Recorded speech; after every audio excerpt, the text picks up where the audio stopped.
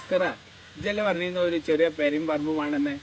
ആ സെയ്താലിന്റെ പെരും പറമ്പ് കൊടുക്കാന്നോ പറഞ്ഞിരുന്നു. സുക്കൂറിന് ചെറിയ നാളെ പറഞ്ഞിരുന്നു. ഒന്ന് വിളിച്ചോക്കാം.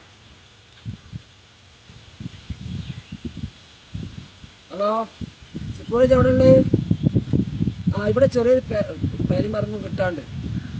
ഇതിന് വരുവാ, ഞാൻ കാട്ടി തിരക്കോടുണ്ട്, ഞങ്ങളോടെ ഉണ്ട്. വരുമോ? ശരി കേട്ടോ.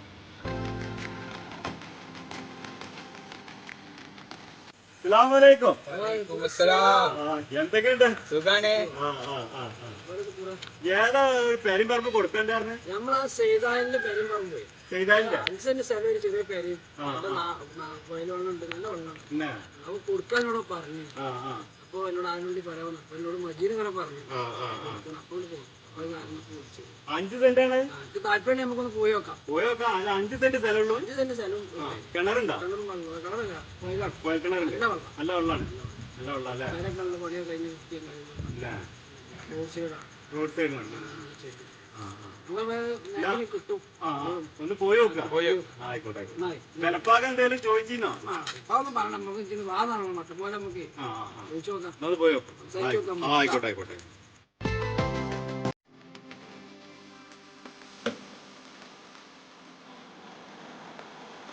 പാപ്പാ, ഈ പറമ്പില് കച്ചവടക്കാര് വന്നിട്ടുണ്ട്.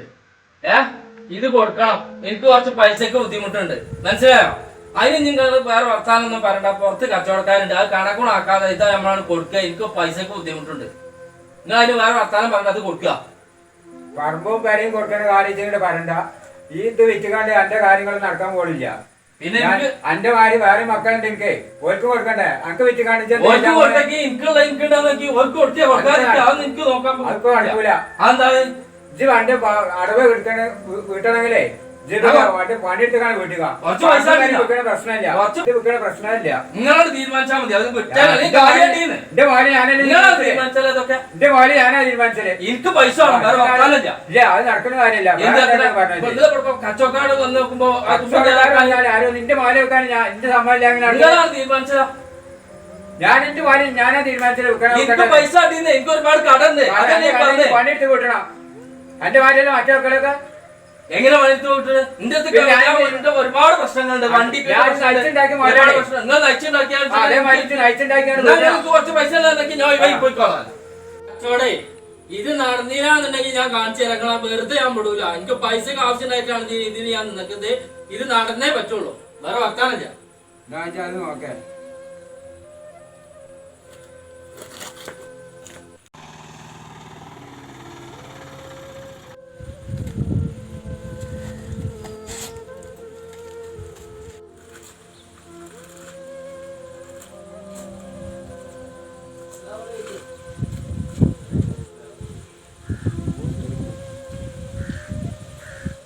എന്തൊക്കെയാണ് പോന്നെ? ഞങ്ങളിപ്പോ സെയ്താലി പറഞ്ഞിട്ട് വന്നാണേ. ഈ പെരും പറമ്പ് കൊടുക്കാന്നോ പറഞ്ഞേ, നേരാണാ? ഓനെക്കൊണ്ട് അതിപ്പോ ഞാൻ വല്ലാതെ ഇറങ്ങാറായിക്കണ്ട്. ഇപ്പൊ ഇത് മുഴുവൻ വിറ്റിട്ട് കൊണ്ടുപോകാനാണ് ഓനിപ്പോ വിചാരിച്ചിട്ടുണ്ട്. ഓനെ പോലെ മക്കള് വേറെ ഇവിടെ ഉണ്ട്. ഞാൻ ഓനക്ക് മാത്രം ഇത് വിറ്റുകാണ്ട് കൊടുത്ത് ഞാൻ എന്റെ മക്കള് വേറെ അവിടെ പോയി താമസിക്കും. ഓനെക്കൊണ്ട് ഞാൻ ഇടങ്ങാറായിക്കണേ. എന്ന് വന്നാലും രാത്രി കച്ചറേനെ വരിയില്ലേ. എന്ന് നോക്കിയാലും അവനെ പെരയും പറമ്പ് വിൽക്കണ വർത്താനം അവന് പറയുള്ളൂ. ഞാൻ എന്റെ മക്കളും കൂടി വേറെ ഓനെ പോലെ വേറെ മക്കളുണ്ടല്ലോ എനിക്ക്. ആ മക്കളെ കൊണ്ട് ഞാൻ പിന്നെ പുറത്തിറങ്ങ കോട്ടേഴ്സ് എടുത്ത് താമസിക്കണ്ടേ? ഇവന് മാത്രം കൊടുത്താൽ മതി മുതല് എന്ന് ഒരു സമാധാനം തന്നെ ഓനെ കൊണ്ട് ഇവിടെ ഇല്ല എൻ്റെ അടുത്ത്. കാക്കാ, ഞങ്ങൾ ഈ വിഷയം അറിയില്ല. ഞാൻ ഈ ചെറിയ പറമ്പും പറഞ്ഞ വാങ്ങിക്കണമെങ്കിൽ വിൽപ്പനയുള്ള ഒരാളാണ്. ഇങ്ങനത്തെ സംഭവം ഞങ്ങൾക്ക് അറിയില്ല കേട്ടോ. അസ്കർ, ഒരു ഏർപ്പാട് നടക്കുമ്പോ അതിൻ്റെതായ എല്ലാ ക്ലിയറൻസും നോക്കിയിട്ട് ഒരു മനസ്സിനായിട്ട് വരുത്താൻ പറ്റും. ഒരുപാട് ചുറ്റുപാടുള്ള മനുഷ്യന്മാരാണിത്. ഇതായതുകൊണ്ടാണ് ഞാൻ ഇത് ക്ഷമിച്ചിട്ടുണ്ട്. ഇത്രയും ലോങ് യാത്ര ചെയ്ത് കാണാൻ ഞാൻ ഒരു മനസ്സൻ വന്നിട്ട് എന്നോടായതുകൊണ്ടാണ് ഞാൻ ഒരു അസലം ഉണ്ടാത്തത്. പൊന്നാർ റഷീദ് എന്നോട് മജീദ് പറഞ്ഞതാണ് അത് കൊടുക്കുകയാണെന്ന്. അങ്ങനെയാണ് ഞാൻ എന്നെ വിളിച്ചത്. ഞാൻ ഇതിനെ ഉള്ളുകൾ പള്ളിയുള്ള നമ്മളറിയില്ല. പൊന്നാർ റഷീദ് നല്ല ബ്രോക്കർമാരാണ്. ഇമാർക്കത്തെ പരിപാടിക്ക് മേലാൽ ഇന്നെ വിളിച്ചരുത്. ഇവന്റെ വർത്താനം കേട്ടുകൾ പോകുന്നതാണ്. നമുക്ക് പോയി കൊടുക്കാം, പോവാ. ജീവിച്ചിരിക്കുന്ന സമയത്ത് മാതാപിതാക്കളെ തിരിഞ്ഞു നോക്കാതെ മരണശേഷം അവരുടെ ആത്മാവിന് വേണ്ടി മോശം തേടുന്ന മക്കളാണ് ലോകത്തിലെ ഏറ്റവും വലിയ തമാശക്കാർ. അതുകൊണ്ട് മാതാപിതാക്കളെ സ്നേഹിക്കുക, അതിലുപരി സംരക്ഷിക്കുക. നമ്മൾ വളരുന്നതിനനുസരിച്ച് അവർ തളരുകയാണെന്ന് നാം മറക്കാതിരിക്കുക.